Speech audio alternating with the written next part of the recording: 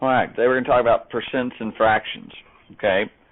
We're going to talk about converting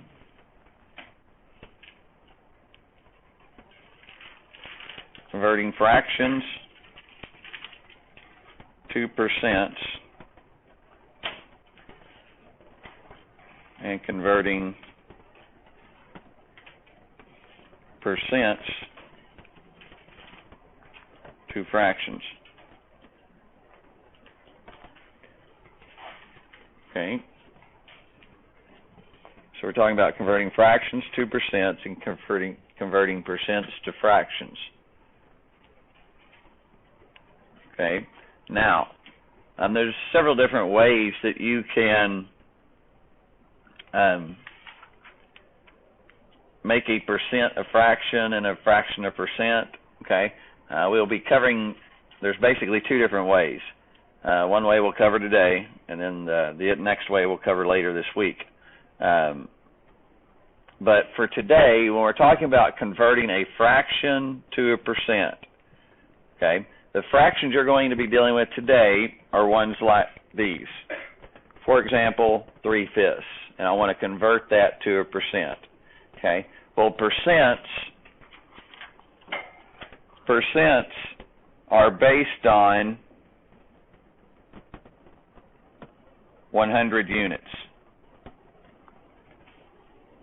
Okay, everything dealing with percents is always based on 100.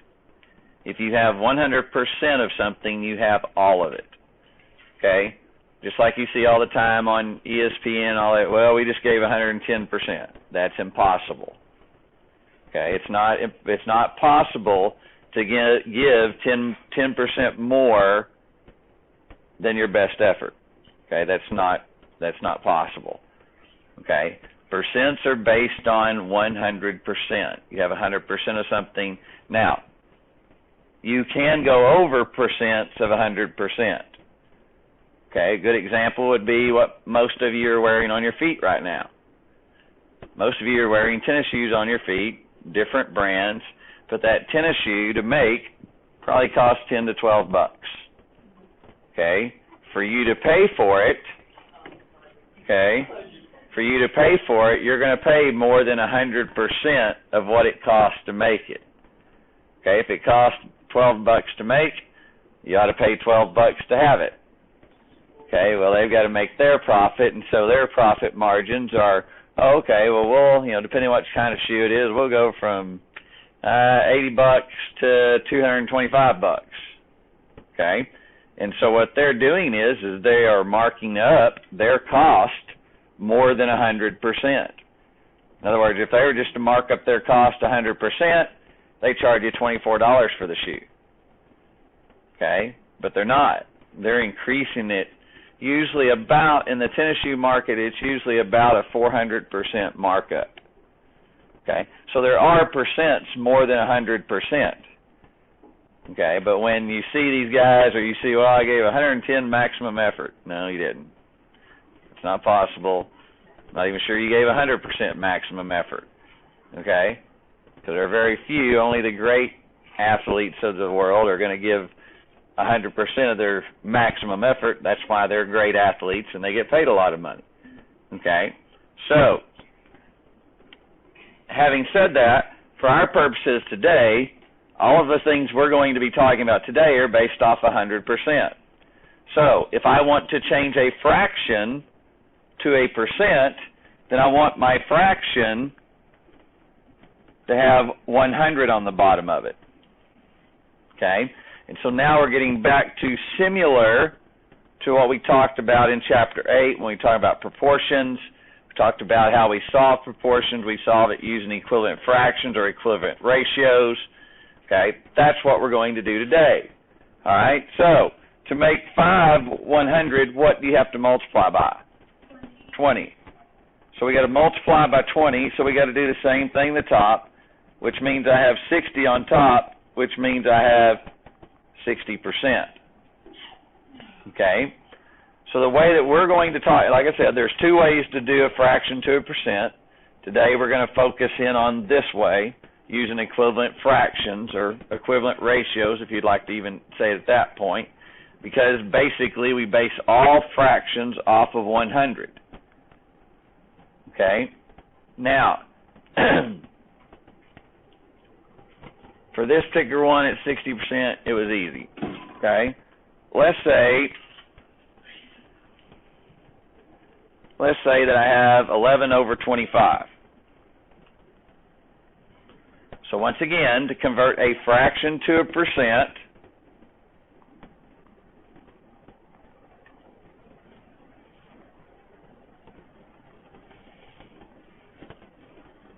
okay, we are going to make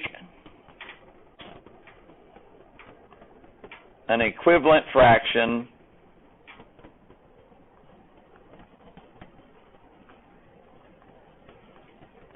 with a denominator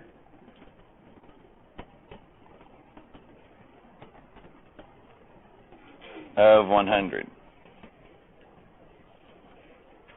Okay, so I'm going to take and make 11/25. I'm going to make an equivalent fraction with 100 on the bottom. Okay, so what did I do to 25 to make it 100? Times 4. So we got to do the same thing at the top, which makes 44, and that translates into 44%. Now, if you're converting a fraction to a percent and you don't put the percent sign, then it's wrong. Okay, don't just put 44. Don't put 44 over 100 with the percent sign. Okay, 44 just tells us what the number's going to be. Okay, we still have to put it in a percent form, which means I have to have a percent sign. Now, you can have decimal percents, you can have whole number percents, you can have fractional percents. Okay, all three of those are possible. You can have something that looks like this, like we talked about a while ago, 225%. You could have 22.5%. You could have 22.5%. You could have 0.2%. You could have 1/3%. Any of those are acceptable forms for the types of percents that we're going to see. Okay, won't see a lot of those today. It'll be more in the, I believe, the third section of this chapter. All right, now, then let's look at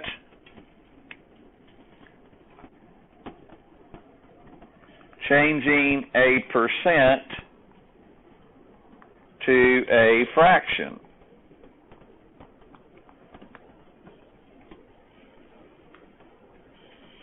Now,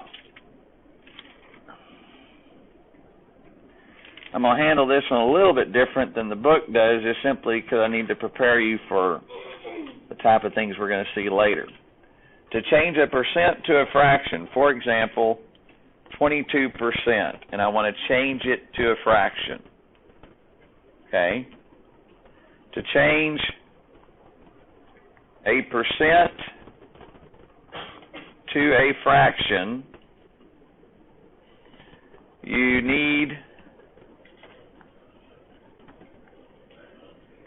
to multiply the percent by 1/100. Once again, we have said that everything in percents are based on 100. Okay? So to change a percent to a fraction, it's not simply just putting it over 100. Okay? For the most part, that's what it's going to look like today. But when we get into more complex percents, it's going to be, you're going to need to multiply it by 1/100, and I'll show you why here in just one second. But for this one, I'm simply going to take 22/1, multiply it by 1/100. I can cross cancel. 2 into 22 goes 11 times. 2 into 100 goes 50 times. And that gives me 11/50. And that's what 22% is as a fraction. Now, a lot of times people will just say, just put it over 100, put the percent over 100. Okay? The reason I don't like just saying that is because of this. Let's say I had 3 2/5%, and I wanted to convert that as a fraction. Okay, well, all those people said, well, I'll just put it over 100. Okay, so you want to convert like that. Okay, now, the way that we're going to do this is we're going to multiply it by 1 over 100.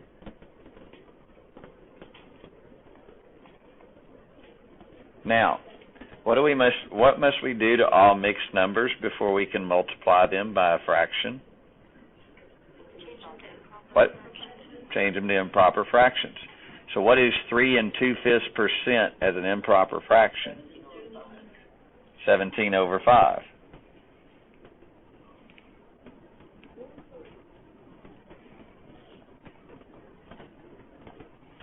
So that's my percent multiplied by 1 over 100.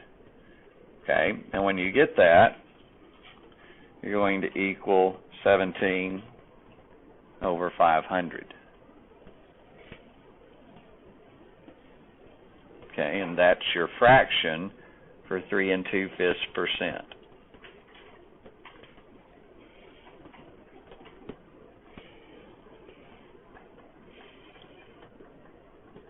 Okay, that'll eventually come, I think it's in section 3, like I said, of chapter 9. But I want you to make sure that you understand that, yeah, for the most part right now, we're just putting it over 100. But the actual process of how we change it is multiplying by 1 over 100. Zach? If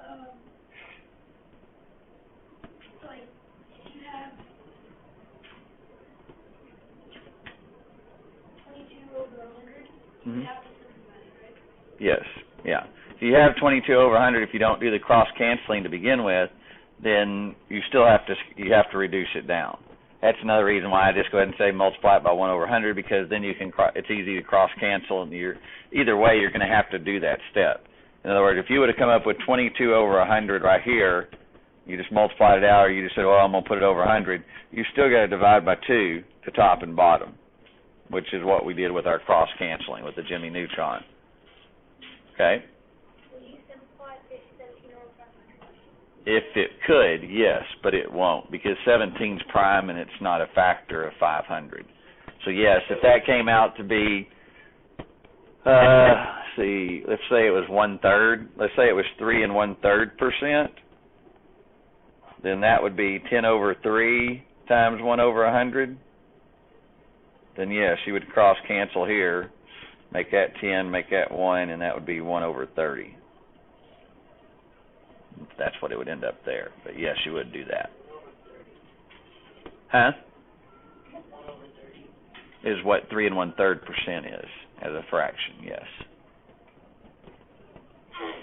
Okay? All right. You're going to break up into groups, and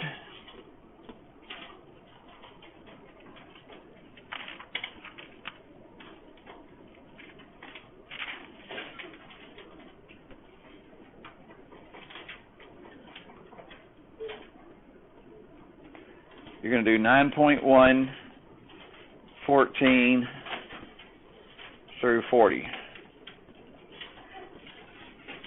Still got about 23 minutes left in class. You'll probably be able to finish it. So go ahead and break up into groups and start working on that. Does it matter what number, like how many times? No more than 5.